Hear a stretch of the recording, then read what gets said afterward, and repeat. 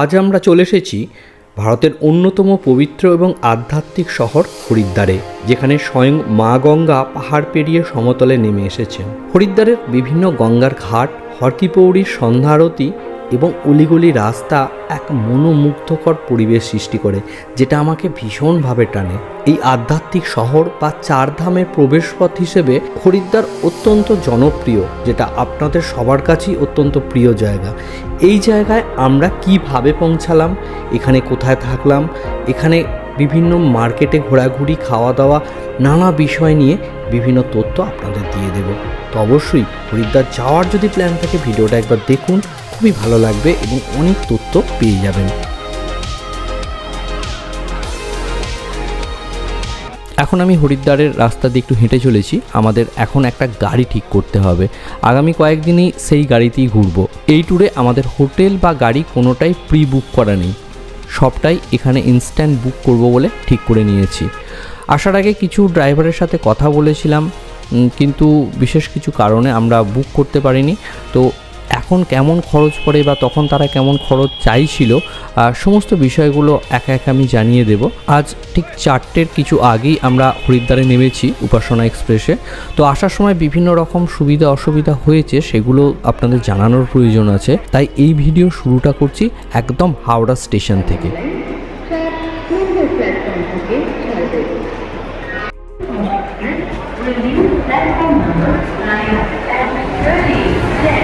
তোমাদের সকলের ভালোবাসা এবং আশীর্বাদ নিয়ে আবার শুরু করছি নতুন একটি জার্নি।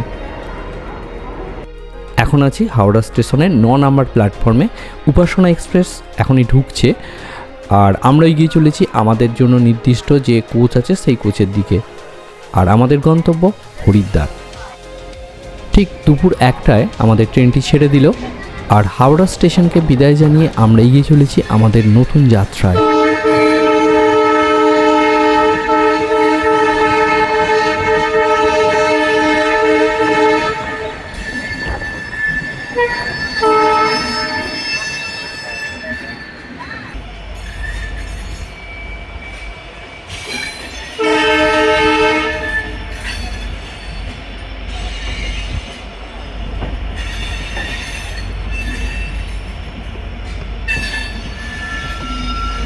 দেখুন, কিছুক্ষণের মধ্যেই ট্রেনটি যথেষ্ট ভালো স্পিড নিয়ে নিয়েছে। এখন মোটামুটি 120 কিলোমিটার বেগে চলছে। আর এখন আমরা পেরোচ্ছি কামারকুণ্ডু। এখন এই কামারকুণ্ডু স্টেশনের প্ল্যাটফর্মটা এতটাই বড় করে দিয়েছে, দেখুন শেষই যেন হতে চাইছে না। এখন প্রায় দুপুর 2টো, বাইরের প্রচণ্ড গরম হাওয়া এবং রোদ। একে তো স্লিপার ক্লাস, তার উপর আবার আরএসি টিকিট। জানি না কাল বিকাল পর্যন্ত কিভাবে জার্নিটা করব।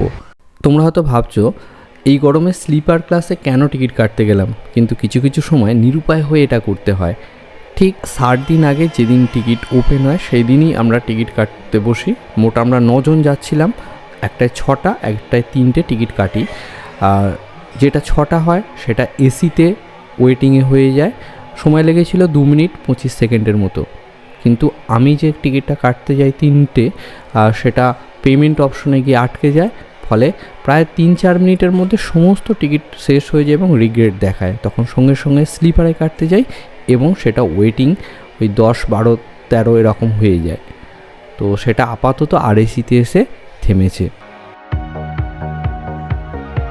হাওড়ার পর উপাসনার ফার্স্ট স্টপেজ আসানসোল। আর এখানে এসে প্রায় 1 ঘন্টা দাঁড়িয়ে থাকার পর এইমাত্র ট্রেনটা ছাড়লো। তবে এর মাঝে কিছুক্ষণ বৃষ্টি হয়ে গেছে, ফলে ওয়েদারটা অনেক সুন্দর হয়ে গেছে। আর আগের মতো গরম নেই। আর এর সাথে সাথে ট্রেনে উঠে গেল ঝালমুড়ি। এই ওয়েদারে ঝালমুড়িটা বেশ জমিয়ে খাওয়া যাবে।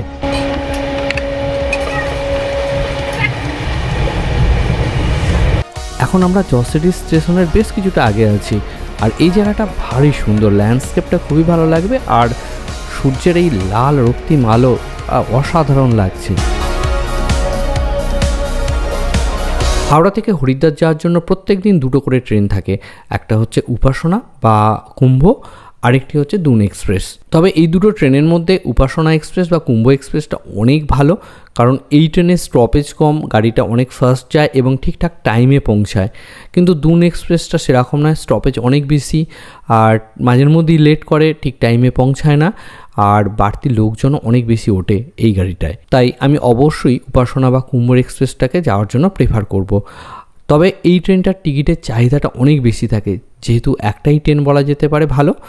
আর যদি এই ট্রেনের টিকিট না পান সেক্ষেত্রে দুনের থেকে দিল্লি হয়ে যাওয়াটা অনেক বেটার। খরচটা একটু বেশি হবে কিন্তু জার্নিটা অনেক কমফোর্ট হবে। যে কোনো ট্রেনে দিল্লি থেকে হরিদ্বার যাওয়ারও ট্রেন পেয়ে যাবেন। রাতের আইআরসিটিসির 90 টাকার মিল, ভাত ডাল 2টো ডিম আর 2 পিস রুটি। টেস্ট এটার আলাদা করে বলছি না, তোমরা তো সবাই জানো কেমন হয় এটা। গুড মর্নিং, আজ আমাদের ট্রেন জার্নির দ্বিতীয় দিন। তোমাদের প্রথমেই বলেছিলাম যে আমরা আরএসি টিকিটে যাচ্ছি, একটা সিটে আমি আমার বন্ধু আছি। তো আমরা চিন্তায় ছিলাম রাত্রে এত ঘুম হবে না, বসে বসেই যেতে হবে। কিন্তু ভাগ্যটা অতটা খারাপ ছিল না। তার কারণ আমরা সিট পেয়ে গিয়েছিলাম। কিভাবে না, আমাদের পাশেই যে আপার 2টো সিট ছিল সেই 2টো সিটে 2টো মেয়ে ছিল, যাদের অন্যান্য টিম মেম্বাররা অন্য একটা কম্পার্টমেন্টে ছিল। ফলে সন্ধ্যার সময় তারা তাদের কাছে চলে যায়, আর রাত্রে খাওয়ার পর তারা আসে, কিন্তু তাদের দুজনের মধ্যে একজন আসে একজন আসে না। মেয়েটিকে জিজ্ঞাসা করি এই সিটে তোমাদের কেউ আসবে কি না, সে বলে না কেউ আসবে না। ফলে তাকে রিকোয়েস্ট করি যে ওই সিটটা আমরা কি শুতে পারি। ও বললো হ্যাঁ কোনো অসুবিধা নেই, শুয়ে পড়ুন। তো আমি আপার সিটে চলে গেলাম, আমার বন্ধু নিচে লোয়ার সিটটাতে একা শুয়ে পড়লো। ফলে আরএসিতে একটা সিটে যাওয়ার ঝামেলার থেকে আমরা রক্ষা পেলাম। জানালায় গামছা লাগিয়ে জল দিয়ে বাইরের প্রচণ্ড গরম হাওয়া থেকে কিছুটা রক্ষা পাওয়ার চেষ্টা। 3:45 আমরা হরিদ্বার স্টেশনে নেমে পড়েছি, অর্থাৎ 5 মিনিট আগেই আমাদের ট্রেন ঢুকে গেছে। আমরা স্টেশনের বাইরে চলে এলাম আর আমাদের অন্যান্য বন্ধুরাও এক জায়গায় জড়ো হয়ে গেছি। আর আমাদের এবার হোটেলে যেতে হবে। এখান থেকে হোটেলের দূরত্ব প্রায় 2 কিলোমিটারের কিছু কম। স্টেশন থেকে আমাদের 1.5 কিলোমিটার অটোয় যেতে হবে। 9 জন মিলে এই অটোটা বুক করলাম, 150 টাকা নেবে বললো। আর অটো থেকে নেবে প্রায় 700 থেকে 800 মিটার হেঁটে যেতে হবে। আর আমাদের হোটেলের লোকেশনটা হচ্ছে বিষ্ণুঘাটের কাছে, যেটি স্টেশন এবং হরকিপৌড়ি ঘাটের প্রায় মাঝামাঝি। হোটেলে আমরা পৌঁছে গেছি। এই হোটেলটা ট্রেন থেকে আমরা ঘন্টাখানেক আগেই বুক করলাম। এখানে এসে হোটেল খুঁজে নেওয়া যেত, কিন্তু ট্রেনে প্রচণ্ড গরমে এতটাই টায়ার্ড লাগছিল যে আর খুঁজতে পারছিলাম না। তো আগে থেকে ওই জন্য বুক করে একদম হোটেলে চলে এলাম। 9 জনে মোট 3টে রুম নেওয়া হয়েছে, প্রতি রুমে 3 জন করে থাকবো। এসি এই রুমগুলো 2400 টাকা ভাড়া নিয়েছে। যদি এখানে এসে আমরা খোঁজ করতাম আর একটু কমে হয়তো পেয়ে যেতাম, যদিও এই রুমগুলো 1.5 থেকে 2000 টাকার মধ্যেই ভাড়া। কিন্তু এখন এমনি প্রচণ্ড ভিড়, তাই ভাড়াটা একটু বেশি, এবং ফোনে যেহেতু বুক করেছি তাই ভাড়াটা আরেকটু বেশি হয়ে গেছে। হোটেলে খাবার, জল এবং লিফটের ফেসিলিটি আছে।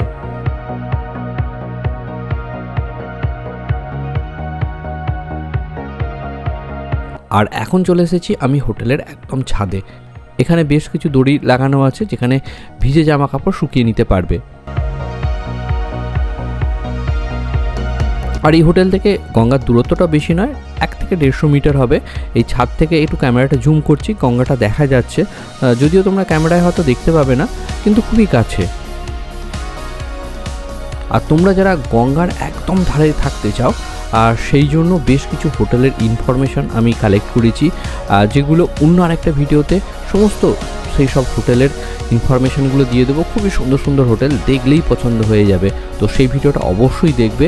হরিদ্বারে গেলে গঙ্গার ধারে থাকার আনন্দটাই আলাদা।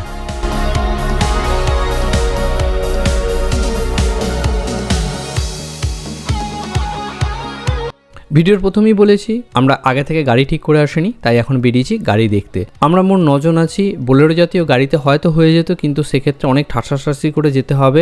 আমরা একটু কমফোর্ট জার্নি চাইছি, তাই একটা 12 সিটের টেম্পো ট্রাভেলার ভাড়া করতে চাইছি।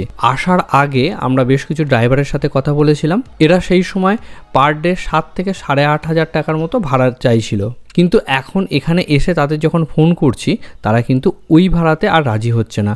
এরা সবাই 9.5 থেকে 10,000 টাকা পার ডে চাইছে, কারণ এখন প্রচণ্ড ভিড়। তাই আমরা এখানে বেশ কিছু ট্রাভেল এজেন্টের সাথে একটু কথা বলে নিচ্ছি। অনেকগুলো ট্রাভেল এজেন্টের কাছে ঘোরার পর আমরা অবশেষে এলাম এই গঙ্গোত্রী ট্রাভেলসে।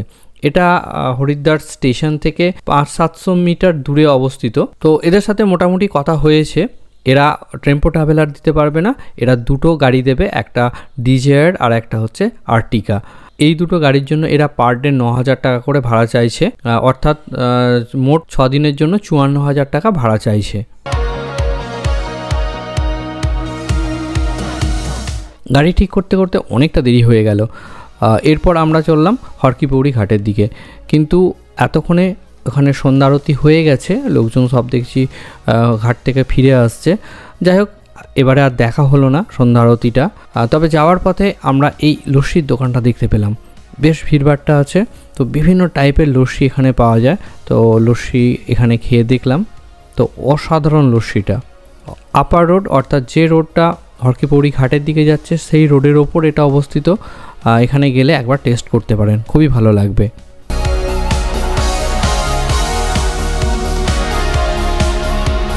এরপর আমরা হরকিপৌড়ি ঘাটের একদম কাছে চলে এলাম। সন্ধ্যা আরতি শেষ হয়ে গেছে, কিন্তু জায়গাটা ভারী সুন্দর লাগে। এখানে বেশ কিছুটা সময় কাটালাম, এদিক ওদিক ঘোরাঘুরি করলাম।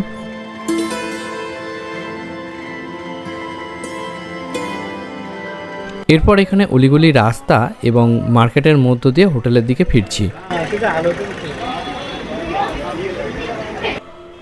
আর চারিদিকে বিভিন্ন টাইপের দোকান আছে, অনেক খাবারের দোকানও আছে এখানে।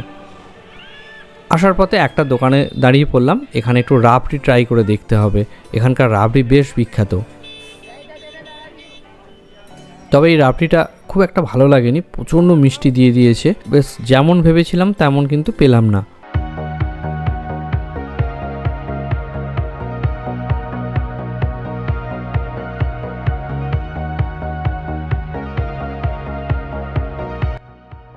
Good morning. হরিদ্বারে আজ আমাদের দ্বিতীয় দিন। কিছুটা বেলায় 8টা থেকে 8:30টার মধ্যে আমরা এখান থেকে বেরিয়ে যাব উখি মঠের উদ্দেশ্যে। আমরা মোটামুটি রেডি হয়ে নিয়েছি, তাই ভাবলাম একটু ব্রেকফাস্টটা করি। হোটেল থেকে সামান্য বেরিয়ে এই গলিপথে আসতেই একটা জায়গা দেখতে পেলাম, এখানে নান বিক্রি হচ্ছে, তো এখানেই ভাবলাম ব্রেকফাস্টটা একটু করি, দেখা যাক কেমন খেতে। দেখুন এরা বানাচ্ছে।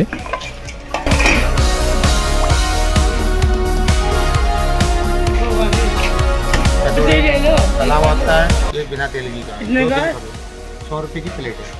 बढ़िया बनाएंगे, पहले एक प्लेट खा के देखो। बटर वाली लेंगे 2 आएंगे, बिन बटर लेंगे 3 आएंगे। কাবলি, ছোলা সিদ্ধ, কিছু মশলা ইত্যাদি দিয়ে একটা মিক্সড তৈরি হচ্ছে, আর এর সাথে দুটো নান দেবে। 100 টাকা এর দাম। এক প্লেট আমরা নিচ্ছি, নিয়ে দুজনে জাস্ট খেয়ে টেস্ট করছি কেমন খেতে হয়।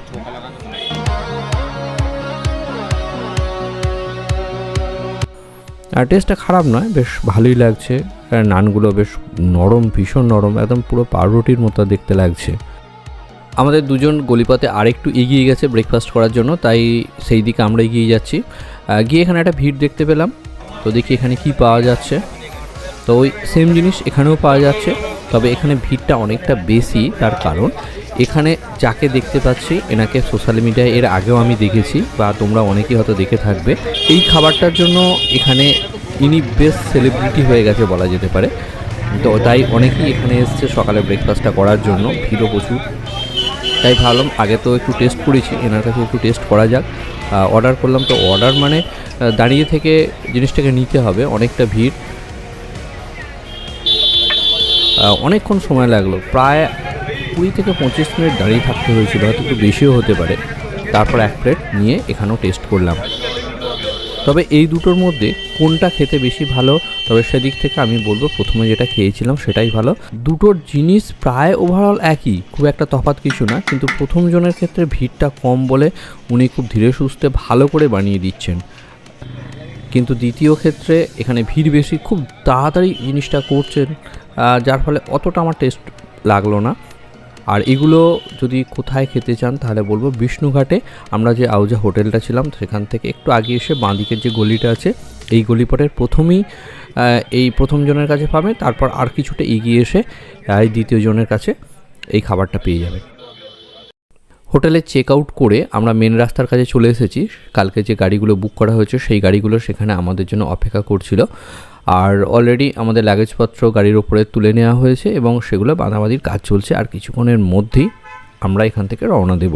বেড়াতে গেলে গাড়ির তো একটা অবশ্যই প্রয়োজন, আর তোমরা অনেকেই কমেন্ট বক্সে গাড়ির নাম্বার বা ড্রাইভারের নাম্বারের খোঁজ করো। কিছু ড্রাইভারের নাম্বার বা গাড়ির নাম্বার এখানে দিয়ে দিচ্ছি, তোমরা কল করে তাদের সঙ্গে কথা বলে নিতে পারো।